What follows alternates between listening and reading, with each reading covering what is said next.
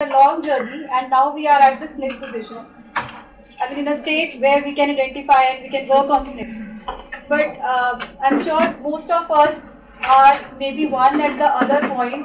Some may at the point who are identifying the SNPs. Some might have identified, and some are at the stage who want to validate the SNPs. So I'm going to explain some validation platforms. Especially, we will be working on Caspers. And then after this brief overview, we will be having a hands-on experience in the lab after lunch break. So in this 1 hour, we'll be talking particularly about Caspers. So now, in case of SNPs, there are 3 steps. First is the discovery, then is the identification, and is the validation. So now we have studied, discovery includes all those NGS sequencing data or technologies or the platforms available out there, which include whole genome sequencing, Illumina, PacBio, or you can name any of it. Then some may be doing transcriptome resequencing, GBS, some may be doing flow sorting of the chromosomes, then SNP chip, and then is the amplicon sequencing. Maybe there may be other few methods as well. They are all included in the discovery. So these are the discovery. You discovered the SNPs. Now through bioinformatic pipelines, you filter out those SNPs into the ones which you want to use into your projects, which you want to use into to fulfill your objectives. So this is the identification. So not all of the SNPs they are of your use. So out of the lakhs, you come down to thousands, based on the criteria, based upon the objectives you have in your mind. Then from those thousands, you carry hundreds of it based upon the filtering criteria or the, I can say, the objective. Maybe some of you are using some linkage map construction or gene mapping or gene cloning or any of the objective. Based on that, you identify the SNPs. Okay, out of these 1,000 SNPs, now these are the particular 101 which is coming into that region. Now you want to validate those 100 SNPs. So that is the validation part. So what are the platforms available in the validation? So there is Illumina Gate and Infinium Assay. So these both are the bead array platforms, which means these are based upon hybridization based platforms. So then is the Life Technology TACMan Assay and the K Biosciences. So this is an open array, which means you can design primers from the SNPs, which is SNP based primer, and you can use PCR cyclers to just amplify that region and use it as a marker. So we'll see what are these 4 validation platforms. So first is the Golden Gate, which is the bead array, as I told. It has multiplexing facility, which means you can, in a one array, you can put up thousands of samples, or maybe they have specified hundreds of samples all together. This can be done with the means of barcodes or with the help of different dyes or the combination of both. So first 2, Golden Gate and Infinium, they are both bead array types. So they have multiplexing available, which means a sequence which is complementary to the dye having FAM attached to it. So this is not a dye. Please mind it. This is not a dye we are attaching. We are attaching the sequence which is complementary to the fret cassette having FAM dye attached to it. And then on the for the another primer we will add hex complementary sequence tail. So this is what it is shown, X tail. X tail, that means the FAM tail. Sorry. X tail is the FAM tail. So it will all show up here.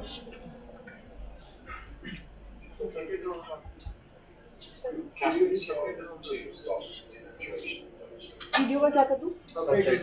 Subtitle इसमें है subtitle, इसको back करके setting centre वाला star यहाँ पे, हाँ, इस settings में, yes. Step 2, clothing and extension.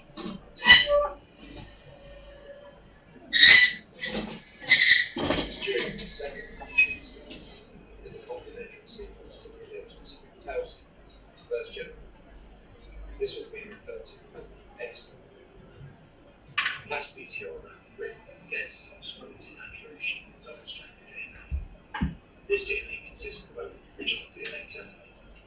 PCR products generated during PCR rounds 1 and 2.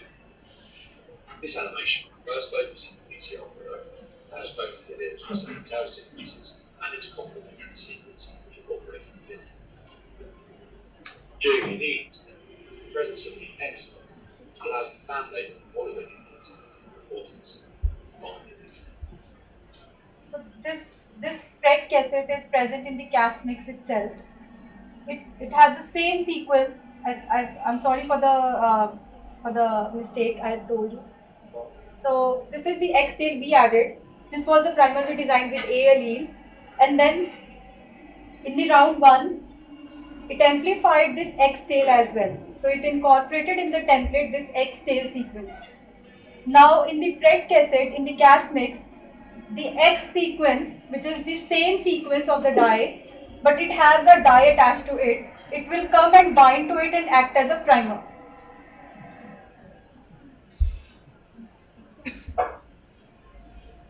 And it will start amplifying.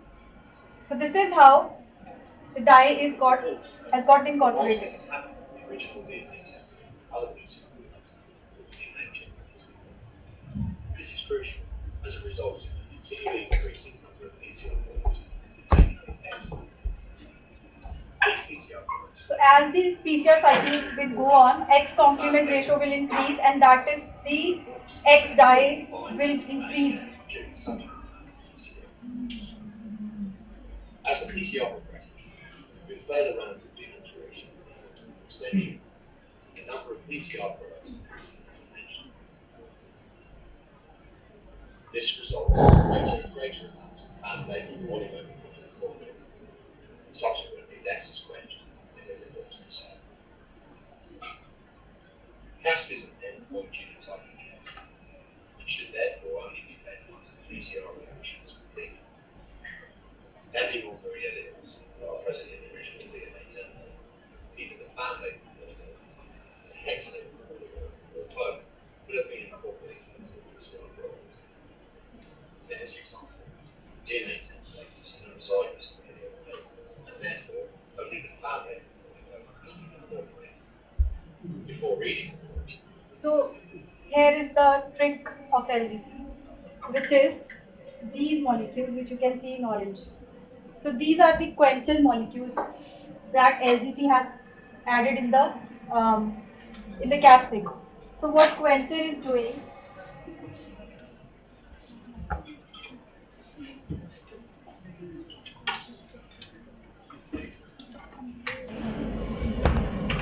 And this was the quencher.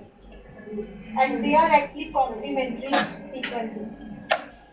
So when hot start PCR it starts, this FRET cassette also disintegrates, which means dye molecule and the quencher molecule they separate.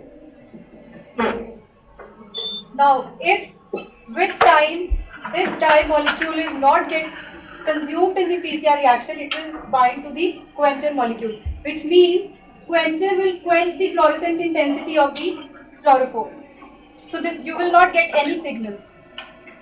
And if this dye molecule is getting consumed in the PCR cycler, it is away from the quencher, you are getting the signal. So this is the chemistry, the main point behind the caspase. Can we call it as like similar to that of molecular beacons? Similar to that, not identical. Similar to Similar that. to that. Similar but to in that. case of the reporter. But here we are getting different. Yeah, here it is a FRET. So it's a, I don't know what the quencher molecule, what it is. So they have all But kept it it is similar proprietary. chemistry. Just a simple chemistry, it is quenching the fluorophore intensity if they are together. And when the fluorophore molecule is going not away, it is fluorescent. it is getting full signal. So this is how, because it's away from quencher, you're getting the signal of FAM. latent CASP reactions must be quenched, and therefore not influenced. The fluorescently labeled oligos, in this case FAN, can be incorporated into the PCR are no longer quenched and will therefore be fluorescent. The fluorescence from leaching reaction is completion, and this completes the CASP genotype reaction for this treatment cycle. previous example, the template DNA used in the reaction was homozygous for the allele A, which is reported by the FAM fluorophore. The next animation will show how the fluorescence generated from the completed cancer reaction differ if the template DNA is homozygous for the allele C.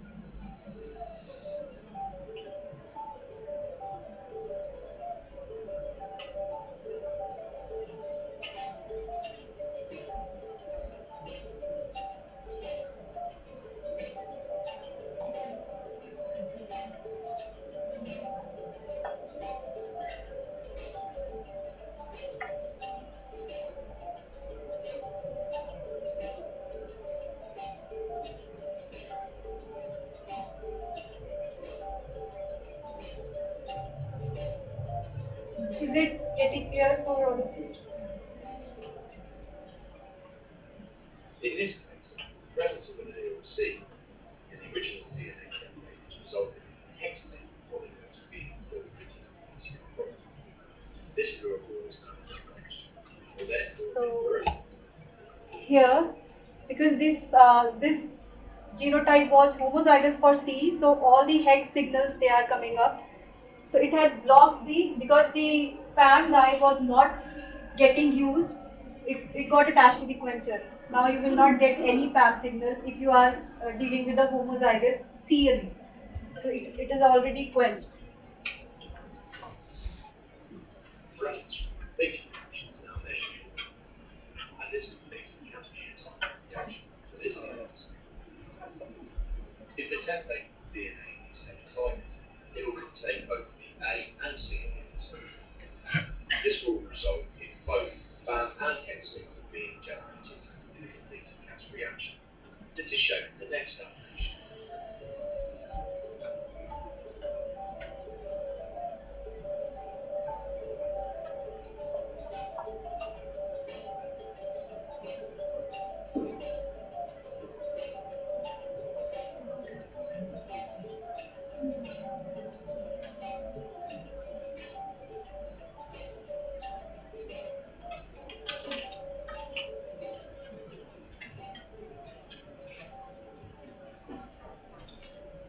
In this heterozygous example, the presence of both A and C alleles is resulting in both the FAM and hex stable molecules being incorporated into the PCR product. Both fluorophores are no longer quenched, both therefore being fluorescent. The fluorescence from the completed reaction is now measured, and this completes the cancer genotype reaction for this case. The final video in this series will describe how the fluorescence produced by the cancer reaction is interpreted to allow the genotypes of the DNA samples to be determined.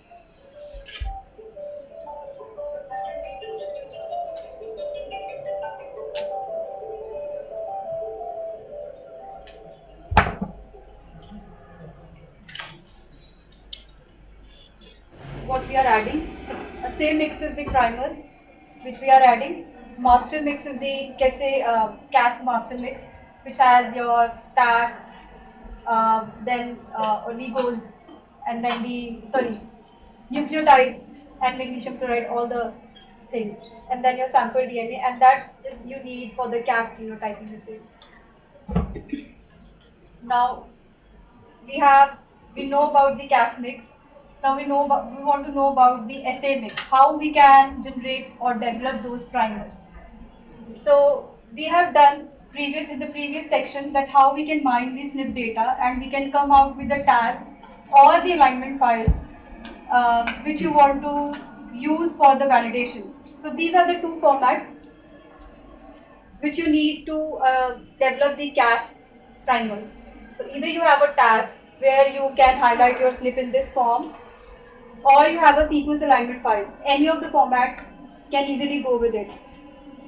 So there are 3 tools available, and the fourth we will discuss. First is the polymarker in case of weave. So that is the specifically tool developed for the weave group, in which you can put in your data files in the format like this. You just have to upload the file in this format where you have to write your gene ID or any number, gene number 1, 2, 3, 4.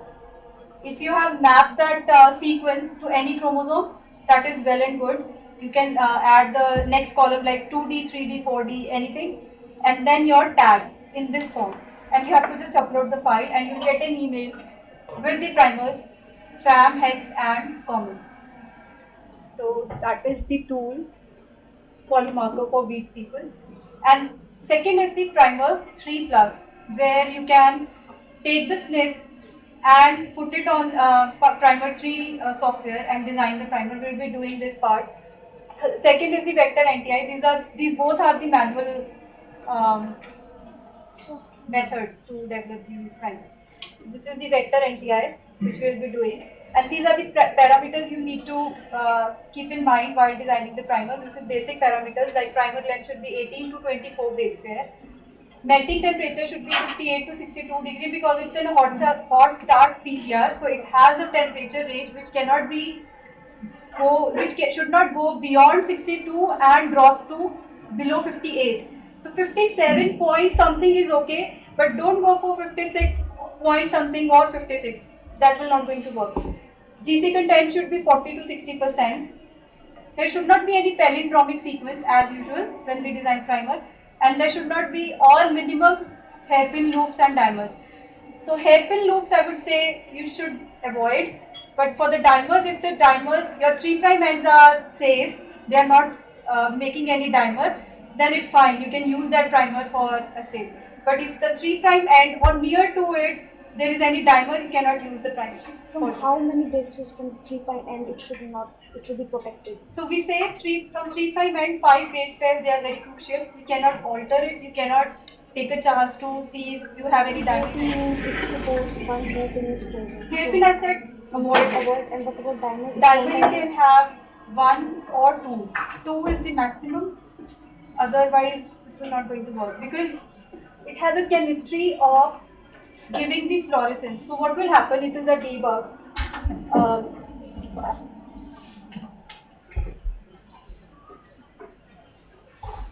So ideal situations are this. So if you have a primer which is making dimer, let's suppose here. So this was your 3' end and this was your 5' end. So what will happen? This will generate a template by amplifying itself, and this template will now act as a template for the round 2, round 3, and this will keep on generating a signal. So you will find a signal on cluster color, but you will not able to interpret it. So this is non-specific, you can say. In gels we can see it, 50 base pair band, 20 base pair band, but in this case you cannot see this. So you have to avoid dimers at the 3' end. And hairpins especially, because hairpins they are actually making the loops. Primer need to design within the snip occurrence or the beam. Sorry? Primer need to design. It must include the snip. Yes, must include the snip. So snip should be at the 3' end. The last phase. The last phase should be the snip. And then we can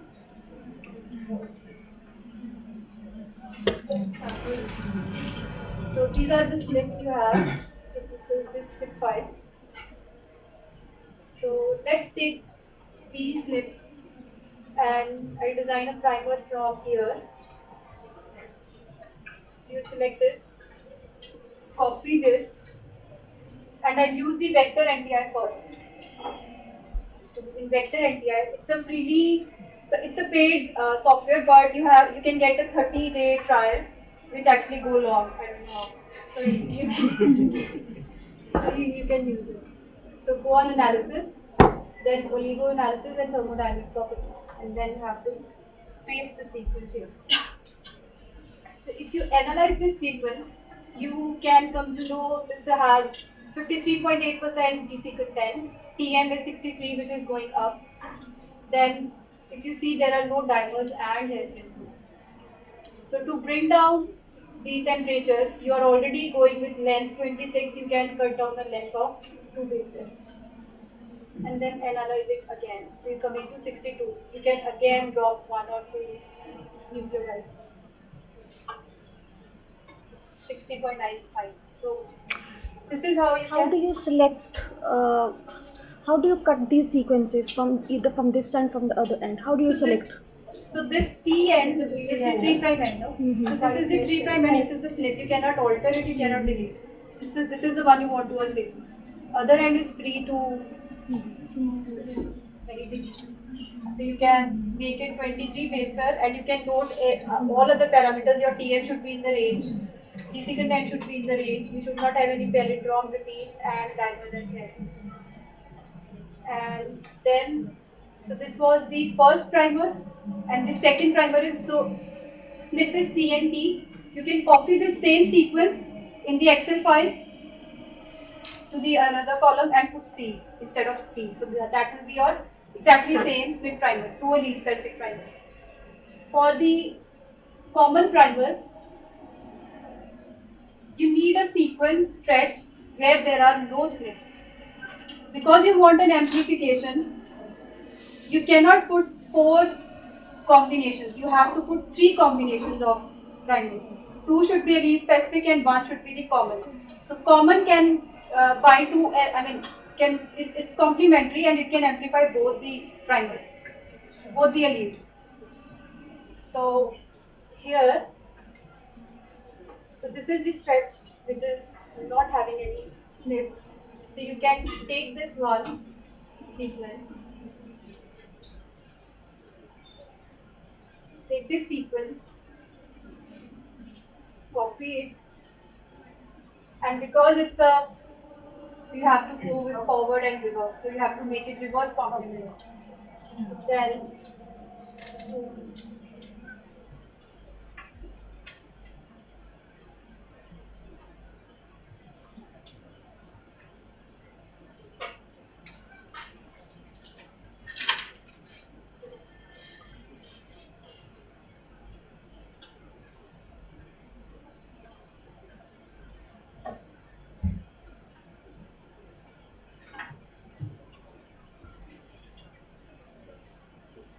so this is the reverse complement sequence. You can copy it,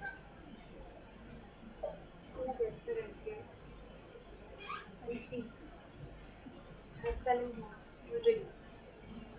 And then if you see at the diamonds, there are hairpin and diamonds here. So what you can do, first you can check where is this position of the palindrome. If it is coming in between, you can't do anything about it.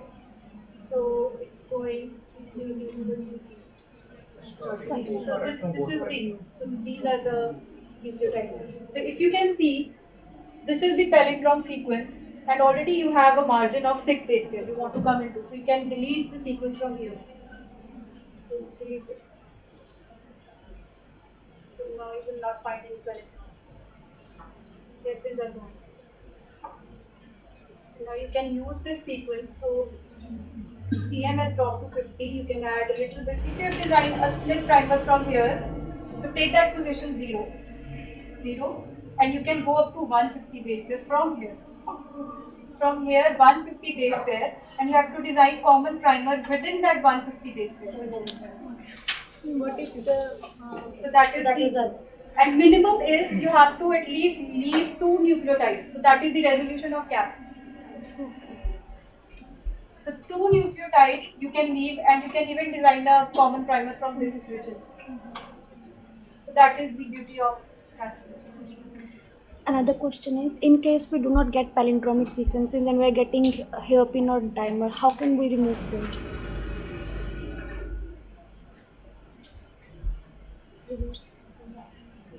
2 nucleotides in the another allele specific primer.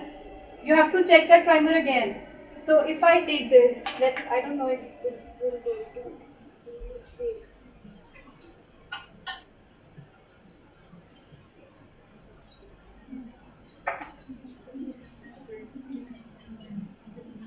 So that is the profile. It's giving 4 dimers and 1 hairpin, and the temperature is also down. So if we take the alternate primer,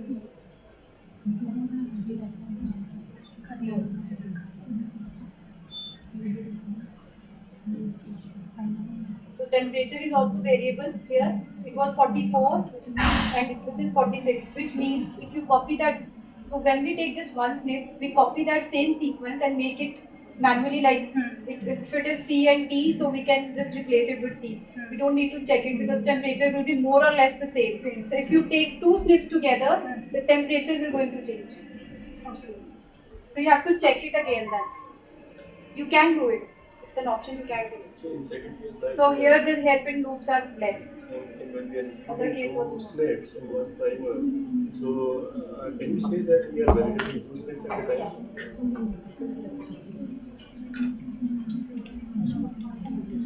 And particularly these two we are coming in the 5 to 6.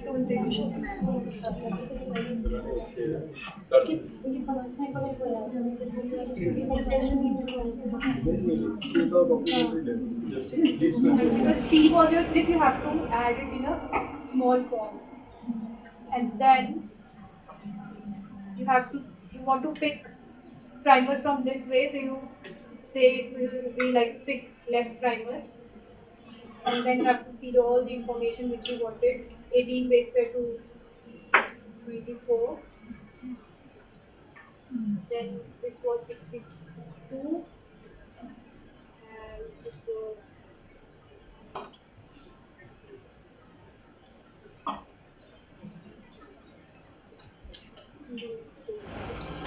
is showing P at this end small, so which means it has not picked up the snip. So you can go back and erase some sequence.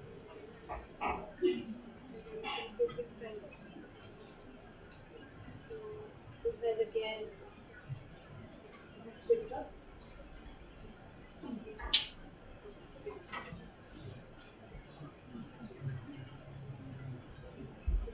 This is how primer 3 plus it works. It's not going, if it is not showing you the primer, you can jump to vector engineer. That is the thing you can do. So there are many cases where you will not find primers here, but you can design primer from vector engineer by deleting some sequences from the end. And maybe you can do other way around. You can reverse complement the snip and use it in the vector engineer. Or you can here also do one thing. You can add some more bits.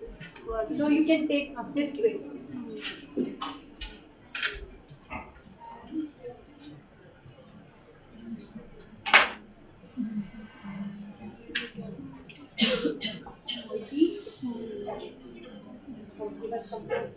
So when you take right primer, it will all do it properly.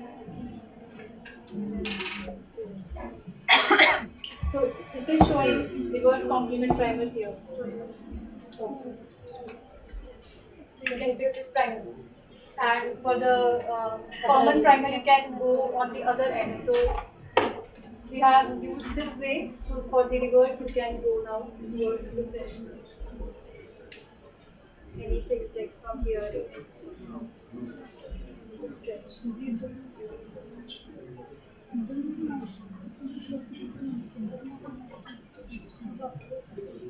So now you have to say left primer.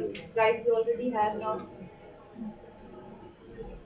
So if you're designing at 57.12, they will give you 58, 58.5, like that. So you automatically come into the range.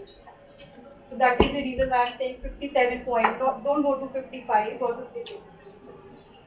Can you explain 140 minus 48 the amplicon level? I couldn't get it. So I told you from the snip primer, you have a stretch of 150. You can design common primer from anywhere.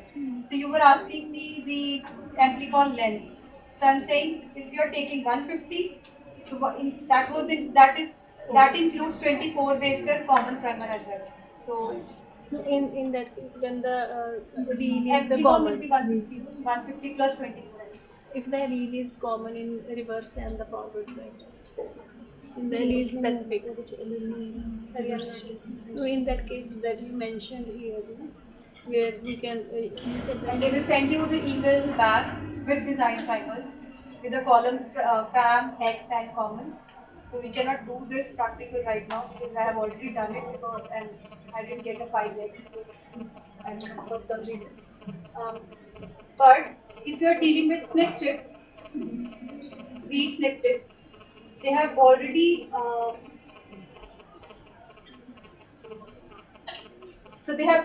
designed primers from 90K and 35K snip chip tags, all the tags. So you can download it from here. So this is for 90K, and then they have updated it with 820K as well.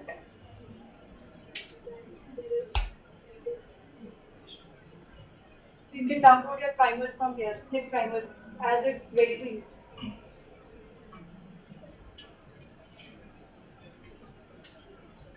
So this was about the primer designing. So coming back to this. What about the form sequence? So it's a 14 base pair sequence. FAM also have hex, rocks, and So that we are going to. yes, you need to. So after designing a primer, so if you have this sequence, let's say you want to send it for primer designing, at the 5' end you have to add the tail, which is the FAM, hex, or rocks. Because we are using FAM and hex, you can add FAM and hex compatible tail to it. This is 14 base pair long, and you can attach. So it will be 14 base pair tail plus 24 base pair your sequence. So that is the first primer. Second will be that is available as well, but if you guys need it, I can mail it. Some uses. It's a universal dye. It should be available. Some uses hex, some uses wick. Both have the same absorption and emission Yes. spectra. Yes. What is the basic difference there? I think in the API genotyping, we use code for all of the four, but in the Casper we use FAM because it gives. So we'll be doing analysis. You'll come to know why we use FAM and hex or FAM or wick. No, that is fine. The forward is for the fam, other one allele is fam, other one is hex. Some other uses fam. That's such no need to add table. So that will be the same. So here we go. So now we know what is Cas per se mix, Cas master mix, and sample DNA. So this is how we dilute the primers. Now you send those primers for synthesis, and you got FAM, hex, and common balls. So this, in case of SSR, we used to make dilution forward different and reverse different. But in case of Cas, you have to make one dilution in a single ependoff and mix all the components in it. So we add this is all recommended by LGC. This is nothing like standardization needed, and it's all given by LGC. So this is the protocol. How many microliters you have to add: FAM, hex, and rocks dye and water. So then this is the primer dilution you have to use for the Cas mix reaction. Then is the genotyping. Now you have to add 20 to 30 nanograms of DNA. So 2 microliters DNA. For the Cas reaction, you need 4 microliter DNA reaction. 4 microliter reaction, which needs 2 microliter DNA, and that 2 microliter DNA should give you 20 to 30 nanograms of DNA. And then other 2 microliter is the Cas mix, which is 1.944 microliter, and primer mix, which is 0.056 microliter. So that's why I always say, if you are setting up any Cas reaction, you cannot set up for one sample. So you have to go at least 25 to 30 samples to bring this in a range. You can pick it up. Yes. So if people are doing anyone doing parental polymorphism on 2 parents, not going to work this. Shall we introduce nanopipettes? So this is how reaction it has, and then it has a profile which is also given by LGC. It needs a hot start PCR for 15 minutes, and then 20 second cycles at 95, and then touch down 65 degrees, and it comes down to 55, and then it's another 30 cycles.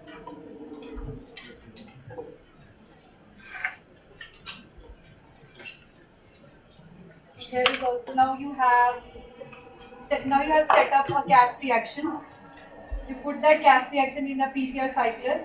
You've got the plate out. Now next is the analysis of what you've got in the plate. So here also you have a YouTube video, which is very easy. Slideshow. Yeah, right.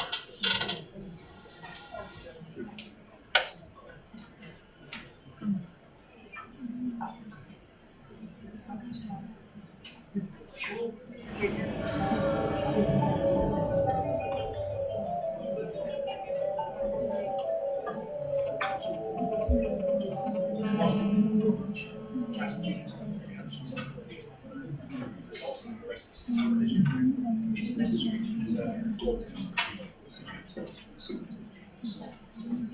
This is typically achieved by viewing the fluorescence value for each cell. The fan fluorescence will be plotted on the x-axis, and the hex fluorescence will be plotted on the y-axis. Fluorescence for each individual DNA site is represented as a denoted data. The sample contains cycles A and B as a genotype A and A, and therefore only fan fluorescence has been generated during the cancer. This data point is plotted close to the x-axis, representing high fan signal and low X. The sample is on the samples from C as the genotype C, and therefore only X fluorescence has been generated during cancer. This data point is plotted close to the y-axis. Sample that is heterozygous has a genotype A and C, meaning that half the DNA in the cell contains the A and half of the cell contains the C. As a result, the sample has generated half as much fluorescence and half as much X fluorescence as the sample is heterozygous. This data will be plotted in the center, representing half fan and half X. To ensure the reliability of the results, a Cas reaction without any element must be controlled. This is typically referred to as a no-tech.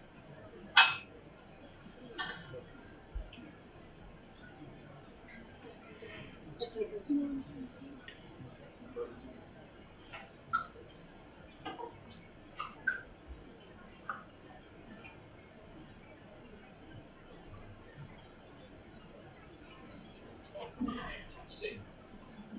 The NTC will not generate any fluorescence, and the data point will therefore be considered origin. Cas reactions are performed in plate form, and typically 9612 or 384 reaction plates are used. In LGC's laboratory, our high throughput instrumentation also allows us to run Cas within 1536 programs. All samples that have the same genotype will have generated similar levels of fluorescence, and will therefore appear close together on the plot. Based on the relative positions of these clusters, it's possible to determine the genotypes of the data points. It's typical to use different colours to distinguish each genotype. Once the plot has been reviewed, the clusters have been identified. So this is how we see. So this is the scoring which they have shown. At the beginning, we'll see in the lab as well. So in the beginning, we'll see all the samples, they are appearing as pink in color, which means they are not being given any score. So that will be pink in color. And now we see this is the cluster in the x-axis. So we'll round it up, and there is a option there to make it x, and that appears as blue. And then we'll round it up that cluster, and option y, it will appear as red. And then is the green, which means the heterozygous SNP forms. So this is how is the graph on the cluster color it appears, which shows you the genotype score.